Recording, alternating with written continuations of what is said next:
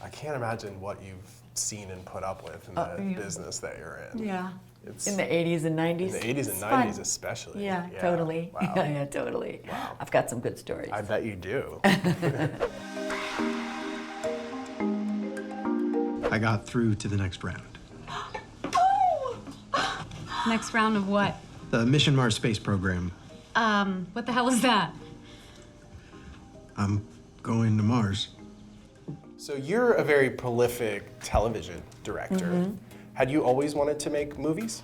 You know, I did do one other movie, and it ended up on Lifetime, but it was never shot as a feature. It was shot for them. Right. I didn't know I wanted to direct until I was 50, you know, which was like 7 years ago. So I knew that I wanted to tell a lot of stories. I knew I wanted to tell stories in a big way. And I think the great thing about, you know, doing a feature is that it's all yours. Whereas like if you're on episodic television, you're really fitting yourself into somebody else's vision, which is great. And you get to use all their toys, and they have a lot more money than you probably will have in your first feature.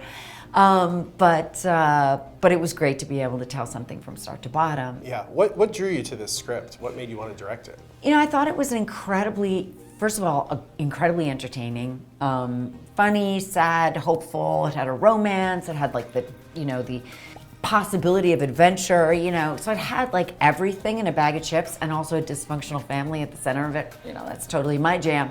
Really? Yeah, it really is. But it also has, you know, it's tackling and sorting through some complicated feelings and climate change. I always think about it, and I don't know if this is your experience because you are an actual director and I just kind of watch the work of directors, but I always think of like juggling all of these elements as kind of a cornerstone of being a director in order to tell a coherent story, to have all these different elements that you're bringing together. Yeah. Was that a particular challenge here? Did you see that as a particular duty? Always. I mean, you know, your beacon is the script, and the script had a lot in it, you know, and had lots of different genres almost, Yeah, you know, yeah, and yeah. I think that you want to be true to all of them, but you want it to be one cohesive piece. You directed your husband, Kevin Bacon, Yeah. on this movie.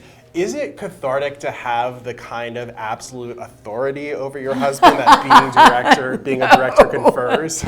That is hilarious, and no. No. It's not cathartic. No, Well, and you I guys, also don't feel like I have dominion over him when I'm working with him as a director. So Yeah. that's the fallacy, is that you think that they're just going to do what you tell them to do, but they don't really. I mean, Right. everyone has they have their own agency, thank God.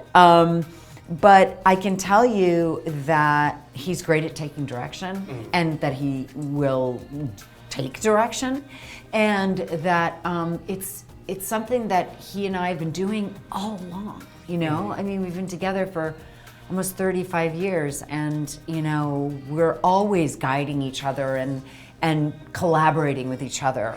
I mean, do people even talk about like the 6 degrees of Kevin Bacon thing anymore? I feel like that was like Way a too 90s. much. No, they still do. Like, So way that- too much. So then does that mean that there are 7 degrees of Kyra Sedgwick? You know what? I don't know. Like I said, I'm not good at math.